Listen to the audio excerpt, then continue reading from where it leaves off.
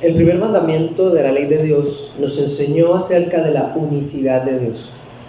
Unicidad de Dios significa originalmente que Dios es único y que por ser único realmente Él solo merece la adoración de nosotros. El segundo mandamiento nos enseñó que la adoración que debemos brindarle tiene que ser conforme a sus exigencias y no según nuestras imaginaciones. Y ahora, hermanos, en ese tercer mandamiento lo que vamos a ver en resumen es la actitud correcta.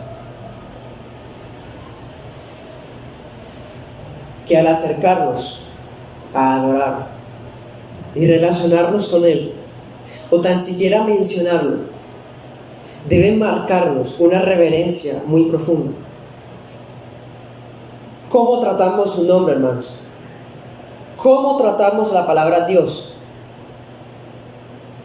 ¿En qué contextos nos atrevemos a mencionar esas palabras? ¿Cómo damos a conocer los títulos de Dios, sus atributos, sus mandamientos, su palabra, sus obras, cuando hablamos o cuando escribimos? ¿Cuál es nuestra actitud frente a las ordenanzas, a la oración, a los votos que hacemos o al mismo culto?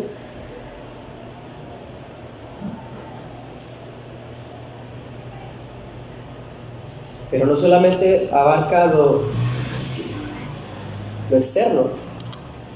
¿Cómo respondemos a todo esto que mencioné en nuestros pensamientos? Eso es, hermanos, en resumen, el tercer mandamiento.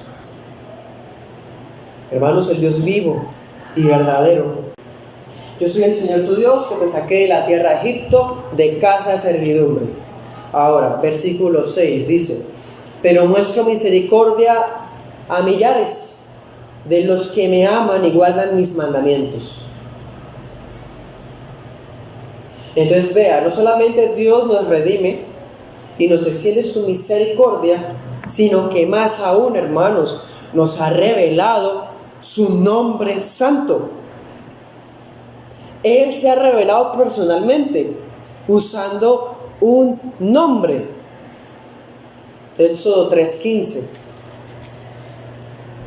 Dijo además Dios a Moisés: así dirás a los israelitas: Yahvé, el Dios de sus padres, el Dios de Abraham, el Dios de Isaac y el Dios de Jacob, me ha enviado a ustedes. Este es mi nombre para siempre. Este será el nombre con que seré recordado de generación en generación.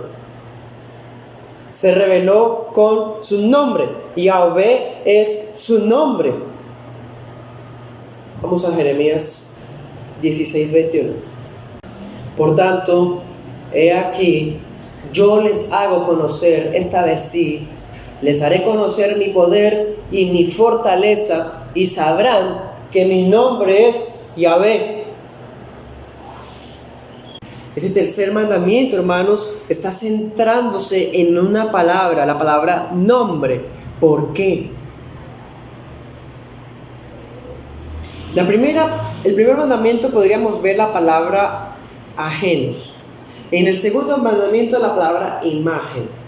Y ahora estamos viendo la palabra nombre como una palabra clave para interpretar este mandamiento. ¿Por qué es tan importante la palabra esta? Hermanos, resulta que para los hebreos el nombre es más que una manera de llamar a una persona. Los nombres de la gente o los nombres de cualquier cosa son más allá de sonidos creados para denominar a algo o a alguien. Por lo menos en el hebreo, hermanos, era más que eso, más que lo que para nosotros es ahorita en la cultura occidental, el sistema jurídico civil. Se dice que el nombre es un atributo de la personalidad. Pero en la cultura bíblica, el nombre es más que estas dos cosas. Era visto como la esencia misma del ser. Es parte fundamentalísima de eso que estamos nombrando. Es decir, el nombre es la persona misma. Y como es el nombre, tal es la persona. Y como es la persona, ese es su nombre. Y eso nos lo deja ver la Biblia en constantes ocasiones. Por ejemplo, hoy voy a mencionar algunos ejemplos. Realmente la Biblia tiene muchísimos casos, muchísimos. Pero voy a mencionar los clásicos. Jacob. Acuérdense, hermanos, Génesis 27:36. Esaú se acerca a los papás y le dice, con razón le llamaron Jacob. Ya me ha engañado 2 veces. ¿Se acuerdan? Porque la palabra Jacob significaba suplantador. Daba una idea de tramposo, de perspicaz. Y así como era el nombre, así era Jacob. Otro ejemplo, hermanos, Éxodo 2:10. Resulta que hay un bebé en una canastilla de juncos, escalafateada, con brea, y es rescatado del río. Y cuando ese bebé es adulto, el Señor lo saca abriendo el Mar Rojo. Lo saca de Egipto de esa manera.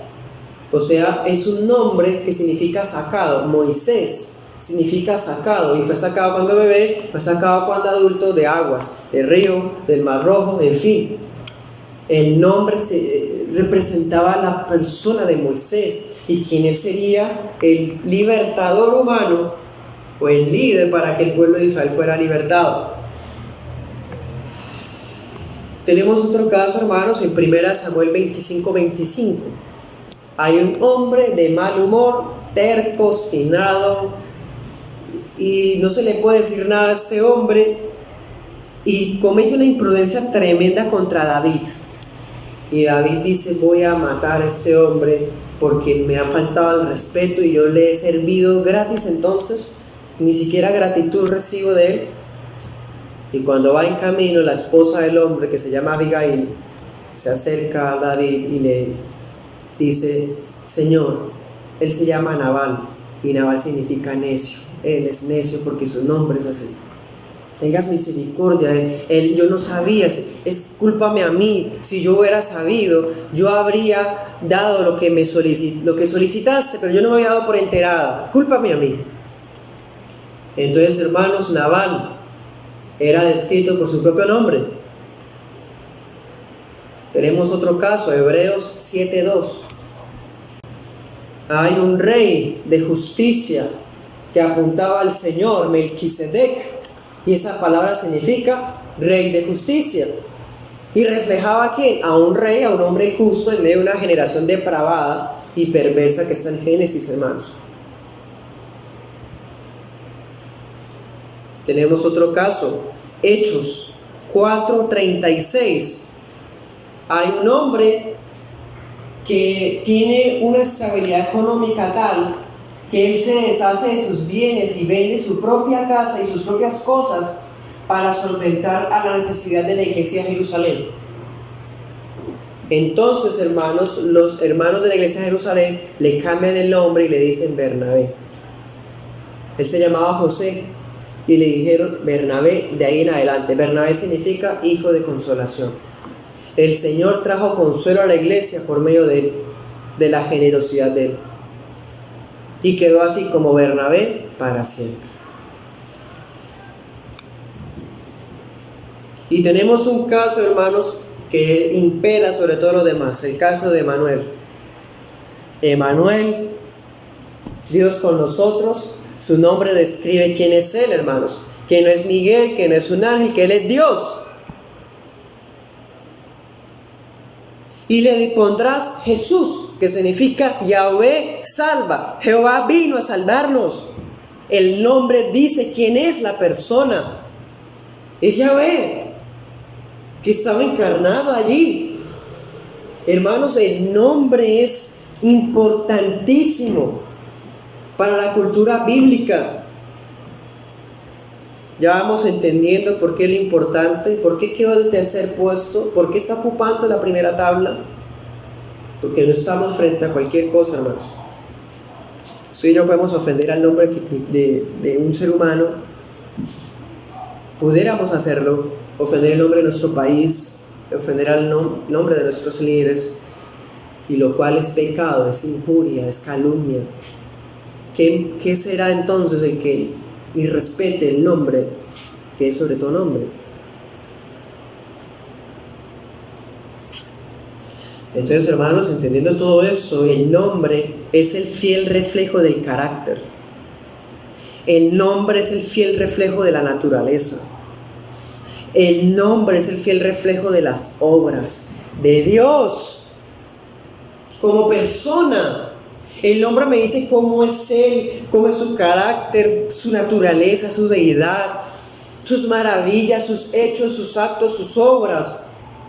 Y todo eso, hermanos, eso es el nombre.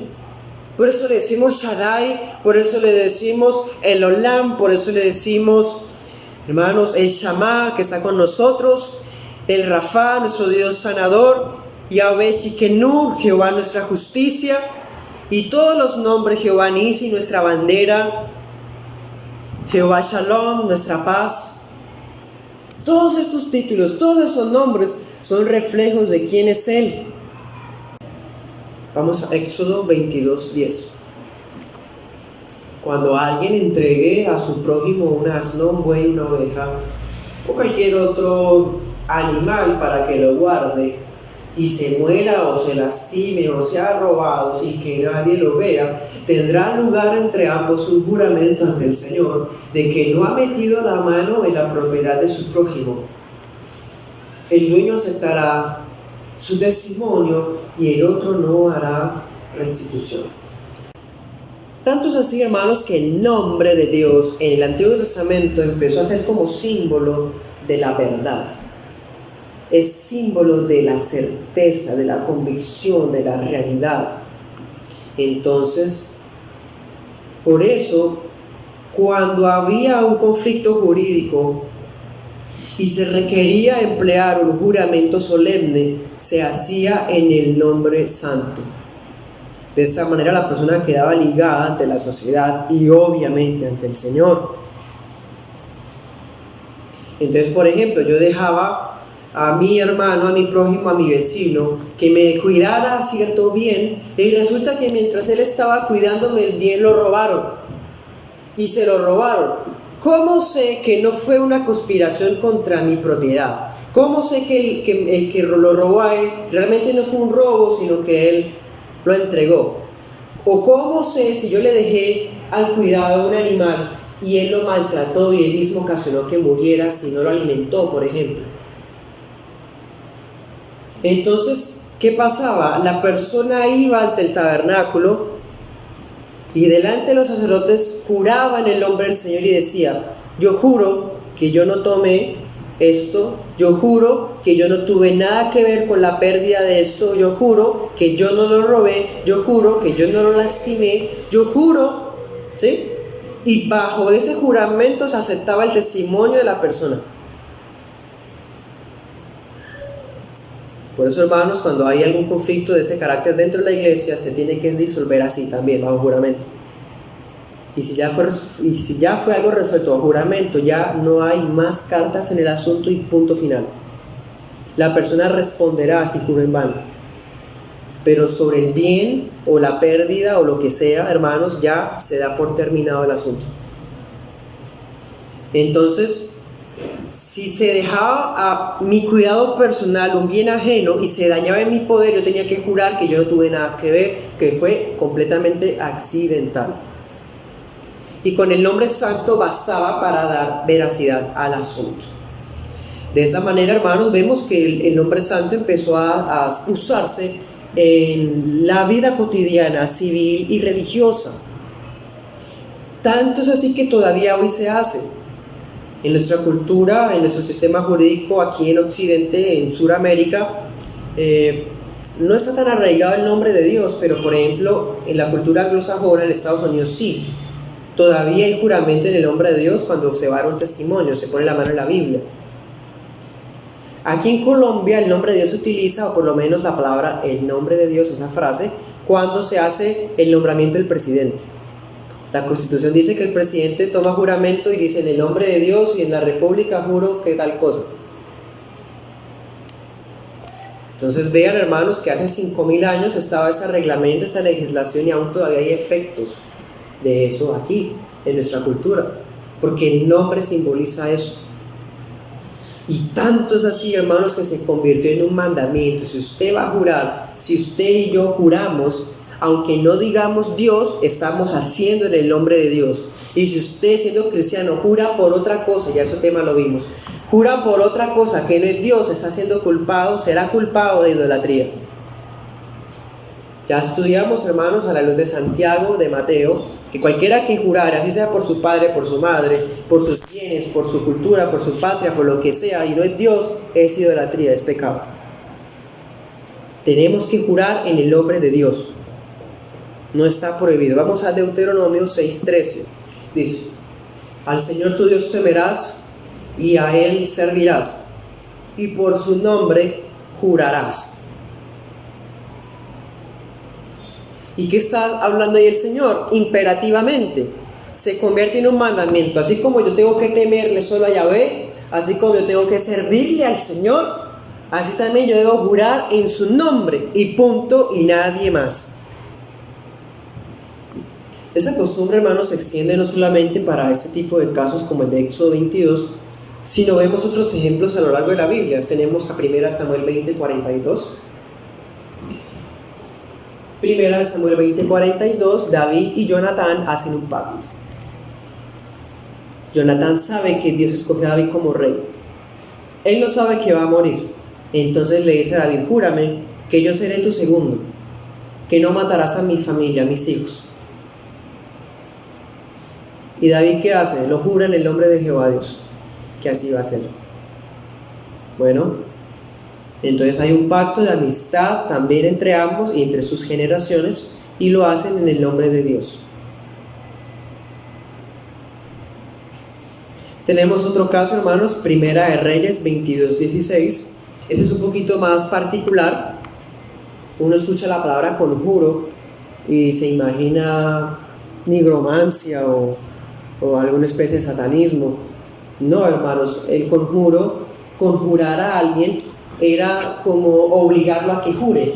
Por ejemplo, volvamos al caso de Éxodo 22.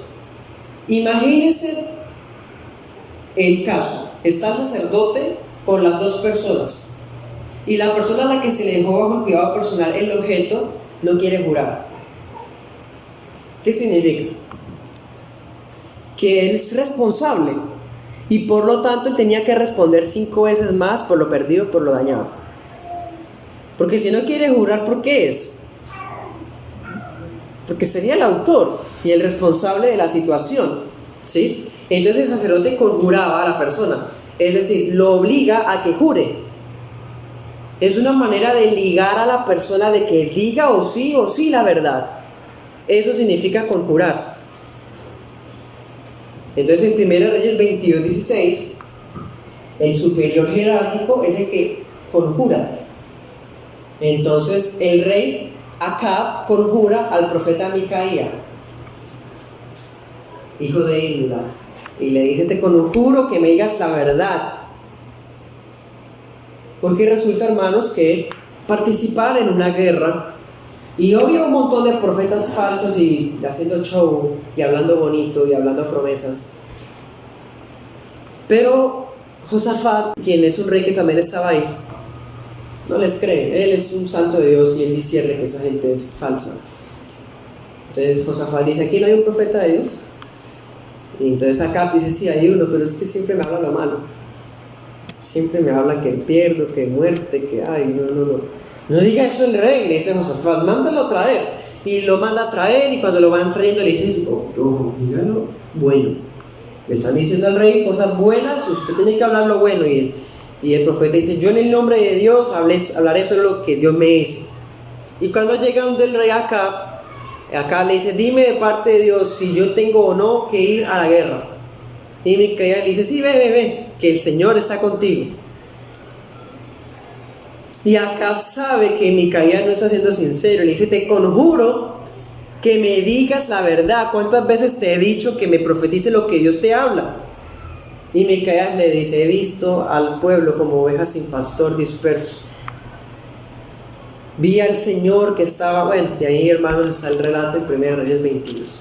Es una historia fascinante. Lo conjuró. Entonces una persona con una posición, ¿sí?, exigía a la otra de que dijera la verdad. Hay otro caso, hermano, esto es muy impresionante. Mateo 26:63. Cuando estaban en el Sanedrín interrogando al Señor Jesús, el sumo sacerdote, quien estaba ungido, hermanos, y tenía la línea de Aarón, ve que Cristo no responde nada. Entonces el sacerdote dice: ¿hasta cuándo los vas a tener en suspenso? Te conjuro que me digas si tú eres el Hijo del bendito o no. Y Cristo le dice: tú lo has dicho, y me verás venir en las nubes de los cielos como el Hijo del Hombre, a la diestra de la Maestra, a la diestra del poder de Dios. Entonces miren, hermanos, que hasta en esto Cristo fue obediente hasta la muerte, en sujetarse a las autoridades como fue al sumo sacerdote. Entonces vean que el nombre de Dios era símbolo de la veracidad, de la verdad. Por nuestra parte, hermanos, ahora que estamos en los tiempos del nuevo pacto, aunque los juramentos están permitidos dentro de los contextos establecidos, ya no solo hacemos uso del nombre para jurar. Es más, deberíamos como prescindir. Tenemos que jurar, debemos jurar en el nombre de Dios, sí, pero que nosotros como cristianos deberíamos ser personas tan transparentes, honestas y leales, que sin necesidad de hacer juramentos, nuestro sí sea sí y nuestro no sea no. Eso le enseña Santiago y lo enseña el Señor Jesús en Mateo. Eso también ya lo hemos estudiado. Pero, hermanos, respecto al uso del nombre, ahora en el Nuevo Testamento ya no solamente lo debemos decir cuando vayásemos a jurar, sino que también debemos hacerlo en otro contexto. Miremos Colosenses 3:17. Y todo lo que hagan, sea de palabra o de hecho, háganlo todo en el nombre del Señor Jesús, dando gracias a Dios Padre por medio de Él. ¿Tenemos presente eso, hermanos? Les aseguro que nos olvidamos muchísimo de esto. Todo lo que hacemos de palabra o de hecho lo estamos haciendo en el nombre de Cristo.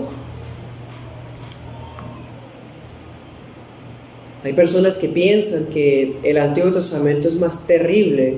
Eso también ya lo hemos conversado en muchas ocasiones, hermanos. Ven a Dios como más airado y radical en el Antiguo Testamento, y que hay muchas cargas, y el que desobedecía, ¡pum!, muerte. Pues, hermanos, en el Nuevo Testamento estamos bajo responsabilidades más fuertes. Miren esto: en el Antiguo Testamento se hablaba del nombre para jurar y no vemos otros usos, pero ahora en el Nuevo Testamento estamos tan comprometidos, hermanos, bajo responsabilidad mucho más profunda, porque está diciéndonos que lo que hacemos de palabra y de hecho estamos haciendo en el nombre de Cristo. O sea, estamos, hermanos, bajo una responsabilidad mucho más tremenda que la que estuvieron los santos en el Antiguo Pacto. Entonces, ¿cómo es ese pensamiento tan mediocre de que el Antiguo Testamento era más difícil la vida cristiana, la vida, la santidad del Señor como iglesia, cuando en el Nuevo Testamento hay responsabilidades más tremendas como esto, hermanos? Podemos imaginarnos, si hacemos algo de palabra o de hecho que no honra el nombre de Cristo, estamos tomando en vano el nombre. Eso cuando se había dicho en el Antiguo Testamento, y debemos hacerlo con acciones de gracias. Bueno, todo esto, hermanos, es la introducción. Estamos hablando de la importancia del nombre. Ahora sí, comencemos entonces con la primera frase: no tomarás en vano. Ese mandamiento comienza con un imperativo negativo: no. Está apuntando al futuro, pero no porque me esté prohibido desobedecerlo mañana, sino que quiere decir que es un mandamiento que me está ligando a obedecerlo ya y de ya en adelante. O sea, es un mandamiento que está activo siempre. Dice: no tomarás el nombre de Yahvé tu Dios. Es un activo, es un presente activo, hermanos, constante, que me liga ya y me va a ligar siempre. No podríamos, hermanos, lavarnos las manos y decir: es que está en futuro, no tomarás el nombre y pues entonces mañana, hoy sí puedo tomarlo en vano. Entonces el mandamiento quiere, hermanos, es que utilicemos el nombre adecuadamente. Si ustedes y yo utilizamos el nombre de forma inadecuada, es lo mismo que tratar con desprecio y ultrajo a Dios mismo, porque el nombre es la persona. ¿Sí? Entonces, teniendo en cuenta lo que ya hemos visto, podemos ver que es tomar en vano. Si yo tomo el nombre de forma ligera, de forma confianzuda, estoy haciendo eso es a Dios mismo. Usar el nombre con irreverencia es como si creyéramos en el corazón que Dios es un individuo ordinario. Es como si creyéramos en el corazón que es un ente irreal. Hay personas que creen en Dios, pero blasfeman el nombre de Dios. Eso es incongruente. Eso no tiene sentido. Creen en Dios, pero toman el nombre en vano. Eso es tomar en vano el nombre, como si el nombre fuera vano. La palabra vanidad significa soplo, vacío, nada. Tomar en vano es como si el nombre fuera eso, vano, un soplo, algo hueco. Como si el nombre fuera una palabra vacía. Como si el nombre fuera una palabra sin significado. Quizá, hermanos, cuando pensamos en la manera principal de tomar en vano su nombre, nos imaginamos jurar en vano, ¿no? Los juramentos, es como lo primero que uno se le viene a la mente. Pero vamos a ver que no, hermano, no es lo único. En el Antiguo Testamento hay casos de juramentos en el nombre santo y son importantes, como ya hemos visto, para efectos de veracidad, de testimonio y demás. Pero también en la Biblia se habla de otras formas de tomar en vano el nombre santo.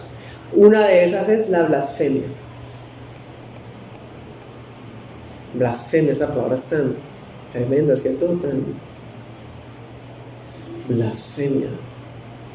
¿Qué es una blasfemia? La blasfemia es darle a Dios o al nombre, da igual, ¿sí?, un trato despótico, tratarlo de forma petulante, sea con actitudes, con insultos o con despropósitos. Y ustedes y yo, hermanos, podríamos decir, pero nosotros jamás, nunca blasfemaríamos el nombre santo. Nuestro corazón es especialista en levantar despropósitos. ¿Qué es despropósito? Acordémonos del caso de Job. Dios le quita todo, queda en la ruina total. Luego pierde su salud, su esposa lo abandona, queda solo rascándose con un sartén, con llagas en el cuerpo, en fin. ¿Y qué dice el texto allá en Job 2 al final? Dice: y Job no atribuyó despropósito alguno al Señor. O sea, no está diciendo por qué, no está cuestionando a Dios como tal, ni tampoco está poniendo en duda la fidelidad de Dios con base en sus circunstancias. ¿Quiénes no hemos fallado con despropósitos, hermanos? ¿No hemos sido blasfemos? Sí. Culpables de cargo. Entonces quizás nunca, y el Señor nos guarde por el poder de su Espíritu Santo, nunca insultar el nombre santo y tampoco tener actitudes grotescas contra el Señor. Pero también, hermanos, que se nos guarde la boca de atribuir despropósitos al Señor. Miremos casos en la Escritura. Salmo 139, versículo 20. Habla David sobre los impíos. Oh Dios, hablan contra ti perversamente, y tus enemigos toman tu nombre en vano. ¿No odio a los que te aborrecen, Señor? ¿No me repugnan los que se levantan contra ti? Los aborrezo con el más profundo odio, se convirtieron en mis enemigos. ¿Por qué? Porque tomaban el nombre en vano, hermanos. Cuando hablan del nombre de una persona, Aún en el derecho constitucional se habla de injurias, de calumnias, del buen nombre, del nombre comercial, en fin. Porque cuando se habla del nombre de algo, se está hablando de la entidad, de la persona jurídica, de la persona humana.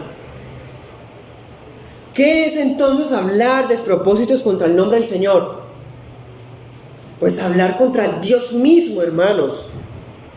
Apocalipsis 16:9. Los hombres fueron quemados con el intenso calor y blasfemaron el nombre de Dios que tiene poder sobre estas plagas y no se arrepintieron para darle gloria. Si Dios existiera, no habría mal en el mundo. Si Dios fuera bueno, no habrían desastres. ¿Qué es eso? Blasfemia. Están hablando del nombre de Dios. En vez de arrepentirse, las plagas están diseñadas, como hemos visto en Éxodo, para que los corazones, entre otras cosas, se arrepientan. Pero no, las plagas, hermanos, y las señales que Dios emplea, que son para arrepentimiento, endurecen para perdición, para más perdición, a la gente inconversa. ¿Sí? Entonces se dan cuenta, tomar en vano el nombre es jurar en falso, como ya podemos deducirlo de las citas anteriores. También es hablar blasfemias, ya entendiendo las tres ejemplos básicos de blasfemias. ¿Sí?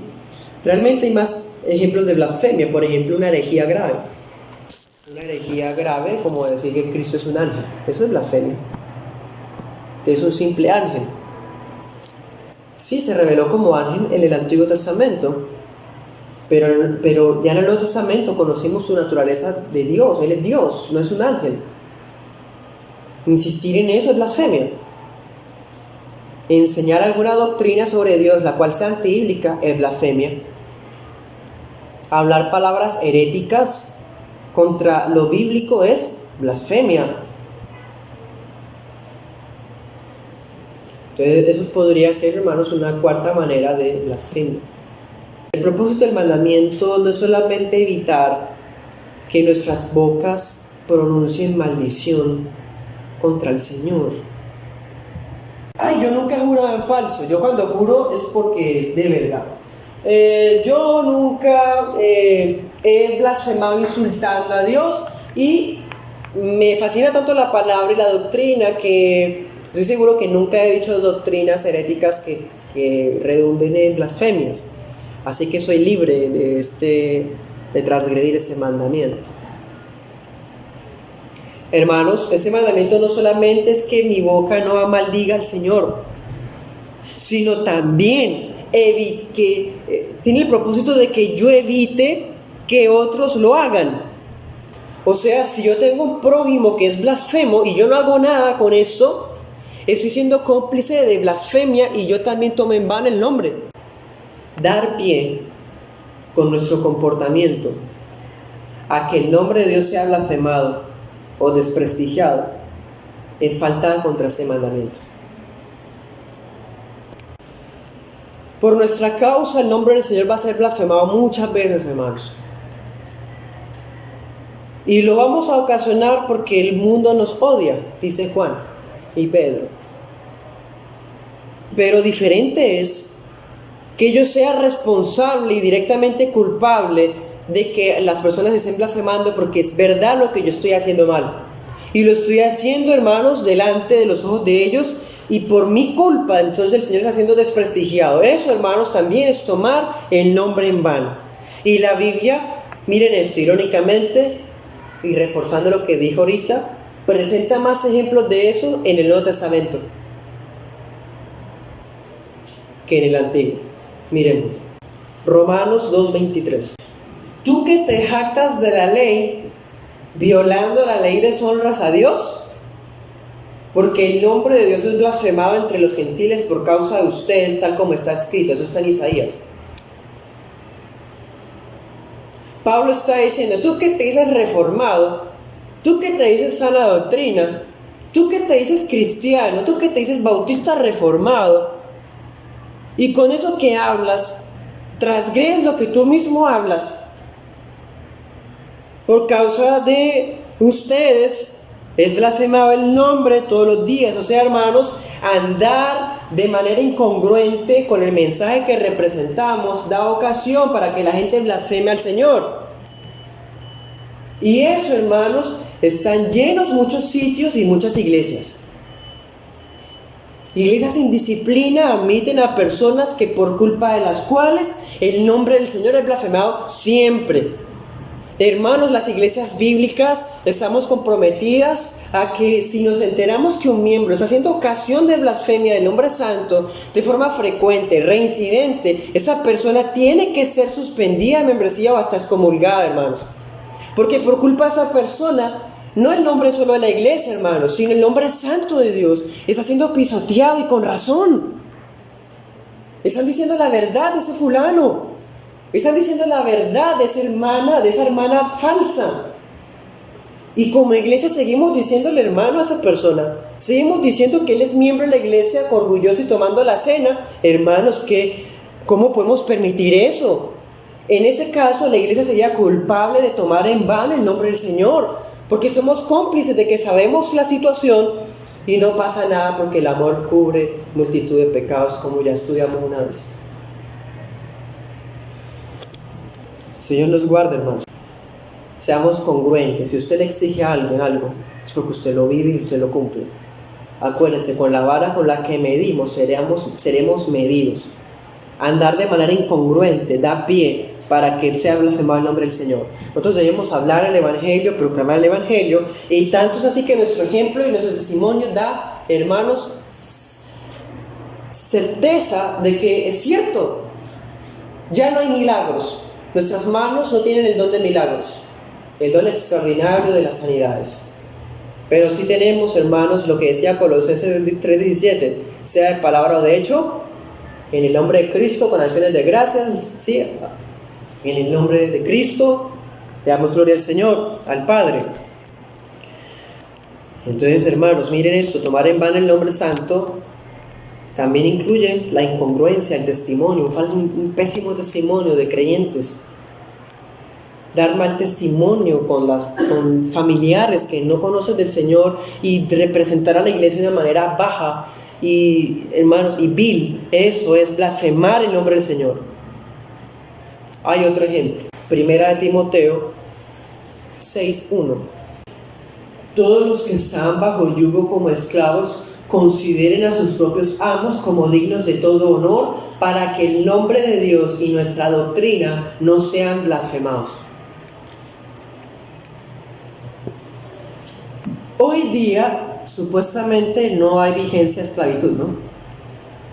Lo equivalente en términos prácticos para nosotros es las relaciones laborales.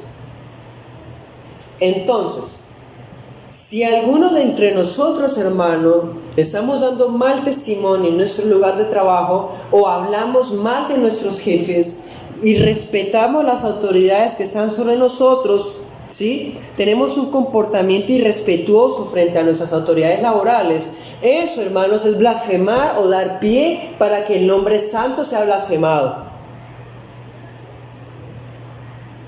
Los cristianos, hermanos, en lo que yo he conocido, en lo que yo he conversado con gente que brinda empleo a cristianos, ellos dicen que no solamente los cristianos tienen mala fama de ser malas pagas, sino que también tienen fama de ser malos trabajadores, porque creen que por ser hijos del rey, que por ser hijos de Dios, entonces nada se les puede decir nada, que no se les puede sancionar de forma disciplinaria por cumpliendo un debido proceso en el trabajo.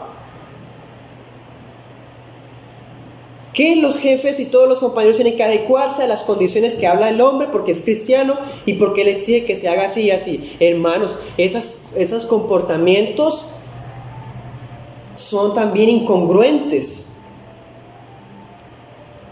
en los contextos, hermanos, laborales. El Señor nos guarde y seamos un testimonio irreprensible, muy prudentes, hermanos. Dice ahí, darles un trato digno, hacer las cosas con excelencia también. Eso puede dar pie, hermanos, para que el nombre sea blasfemado. Pensemos un cristiano que ama tanto al Señor, que en su trabajo habla al Señor todo el tiempo, en el celular saliendo la Biblia todo el tiempo, o está hablándole con Biblia en mano a su compañero al lado todo el tiempo.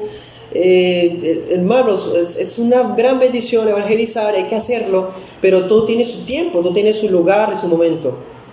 Eso puede dar pie para mal testimonio. Ahora no se daría el extremo de intento no hablar nunca, porque es que mientras esté en el horario laboral nunca menciona el nombre. Ay, hermanos, ¿qué decían? Sea palabra o de hecho. Es un equilibrio. Denme en pie y verá que les hablo de Cristo en mi trabajo. Pero si no me dan pie, pues estoy ocupado porque estoy trabajando, cumpliendo las condiciones de mi contrato o mis funciones. Otro ejemplo, hermanos, Tito 2:4. Está hablando de las ancianas que enseñan a las esposas jóvenes a ser buenas esposas. Dice Tito 2:4, que las ancianas enseñen a las jóvenes a que amen a sus maridos, de primero, y que amen a sus hijos, de segundo. 5, a ser prudentes. Las ancianas les enseñan a las jóvenes a que ellas sean prudentes, puras, hacendosas en el hogar, amables, sujetas a sus maridos, para que la palabra de Dios no sea blasfemada. Hermanos, una manera de blasfemar también el hombre del Señor es cuando una esposa no se sujeta a su esposo o tiene un comportamiento que es para nada hacendoso. Mujeres que son más de afuera de la casa que de la casa. Hermano, eso no es cristiano. Eso no es cristiano. Las mujeres cristianas son mujeres hogareñas, son mujeres caseras, son mujeres hacendosas, virtuosas en el hogar, con su esposo, con sus hijos. Pues hermanos, un comportamiento incongruente con ese sentido da pie para que se blasfeme. Y eso, hermanos, lo hemos visto en nuestra cultura y en nuestro país. Mujeres, hermanos, que se comportan de una manera completamente rebelde a las autoridades y dan un pésimo testimonio porque hasta los vecinos saben que ella es la que manda. Todos lo saben, su familia, los vecinos, hasta los mismos hijos saben que ella es la que tiene la voz de mando, hermanos. Eso es blasfemia. No podemos permitirnos, hermanos, testimonios así dentro de la iglesia. Esas personas también tienen que ser disciplinadas por parte de la iglesia. Y si no se arrepienten, también tienen que ser suspendidas. Claro, hermanos, imaginemos la cultura de Roma. La cultura de Roma era excesivamente machista. Y se le daba a la mujer dignidad cuando llegaba al evangelio. Se le daba la oportunidad de aprender, se le enseñaba. Ella podía servir. A la mujer, hermanos, empezó a tener valor por el cristianismo. Pero ¿qué pasaba cuando entonces la mujer se aprovechaba de ese valor y se tomaba atribuciones que no tenía?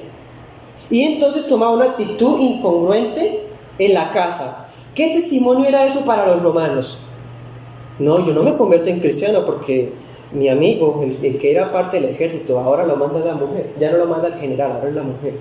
Porque se convirtieron en esa secta cristiana. No, yo nunca me metería en eso. Eso estaba ocurriendo, hermanos, en Creta, en la iglesia de Creta. Entonces se le enseña al pastor Tito. Pablo le dice: pastor, cuando vaya allá, dígale a las ancianas que ellas son las que tienen que tener el compromiso de decir esto y esto y esto a las esposas jóvenes, para que la palabra no sea blasfemada. Ven, hermanos, entonces realmente hay muchos ejemplos de cómo tomar el nombre en vano. Entonces vea que no es solo jurar: ay, yo no juro en el nombre de Dios. No.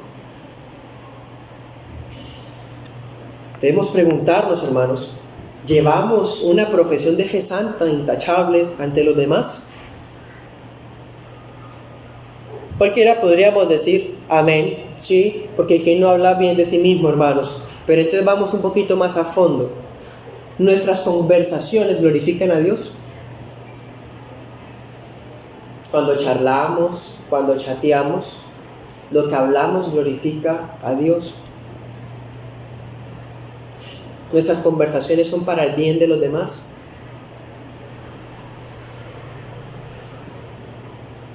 Porque no se puede usted y yo decir que glorificamos a Dios mientras hacemos mal a los demás, o mientras estamos hablando mal de los demás. Mateo 15:9, ¿se acuerdan? Cristo dice, enseñan como doctrina mandamientos de hombres, o sea, Dice, en vano me invocan, en vano me honran, porque enseñan como doctrinas mandamientos de hombres. O sea, el Señor Jesús estaba enseñando que enseñar preceptos humanos como si fueran doctrina inspirada, como si fuera una regla que toca cumplir, hermanos, eso también es tomar en vano el nombre. Tenemos que cuidarnos de darle importancia a los asuntos que sí merecen importancia, y los otros asuntos sí se pueden negociar, se pueden hasta pasar por alto. Pero lo escrito no. Pero lo que no, hermanos, que son meramente cosas humanas, reglas humanas, preceptos humanos, por más bien intencionados que sean, hermanos, nunca pueden cumplir o llenar ese lugar. El Señor nos guarde de eso. Esos son los casos del Nuevo Testamento. Levítico 18:21. Dice que el que entregaba a su hijo al dios Moloch profanaba el nombre del Señor. O sea, el Señor estaba diciendo que tomar en vano su nombre era sacrificar a su niño, poniendo el bebé en un muñeco, era una estatua en forma de dragón que tenía brasas en la boca. Entonces al niño se metía ahí y se asesinaba. Era una manera de pedir fertilidad a la tierra, y que lloviera, y que bueno, eso es absurdo, hermanos. Pero eso se hacía. Hoy día está el aborto, entonces no hemos avanzado nada realmente como humanidad. Pero no solamente eso, hermanos, porque uno podría decir, no, pues los cristianos no abortamos. Podríamos hablar de otros temas con esto, ¿no? Pero ahora pensémoslo así, o tampoco quemamos a nuestros niños en nombre de Moloch. Pero pensemos, un equivalente a eso sería consagrar, o lo que hacen muchos papás, consagran a sus hijos a sistemas religiosos paganos, lo consagran a santos, a vírgenes, a demonios, ¿sí? Ángeles.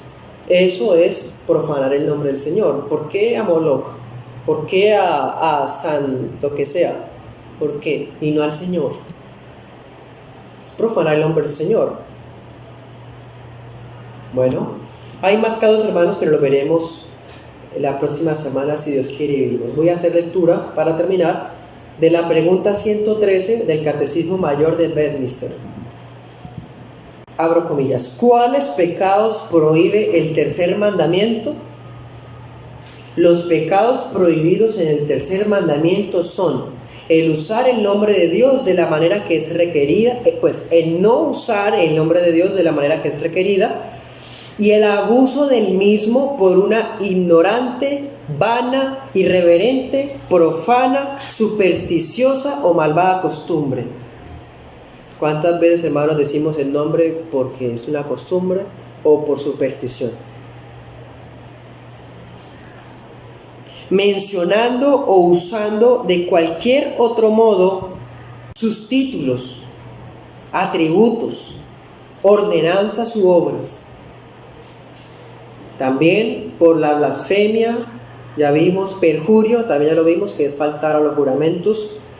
Toda maldición pecaminosa, juramentos, votos, suertes, la violación de nuestros juramentos y votos también. O sea, si le prometemos algo a Dios y no lo cumplimos, eso es tomar en vano el nombre de Dios.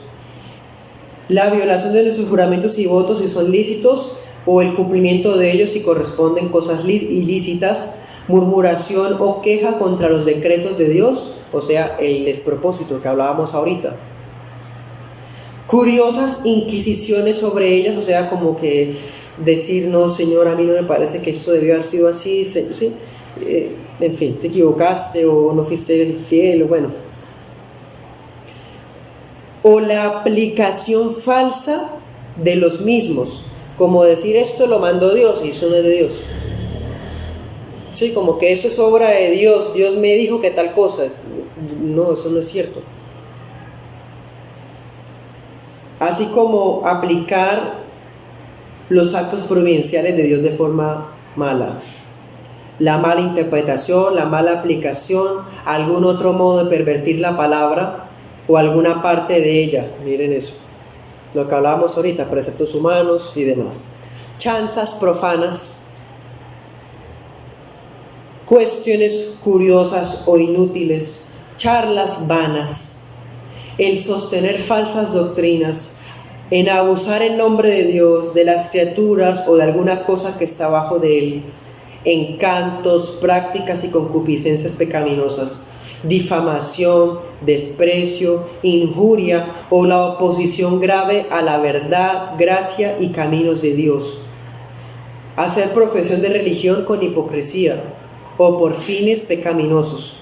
Avergonzarse de la religión o la vergüenza de ella por considerarla molesta, sin ninguna sabiduría, infructuosa, o el andar en ella de un modo ofensivo, andando a la ofensiva, o abandonarla, retirarse o abandonarla.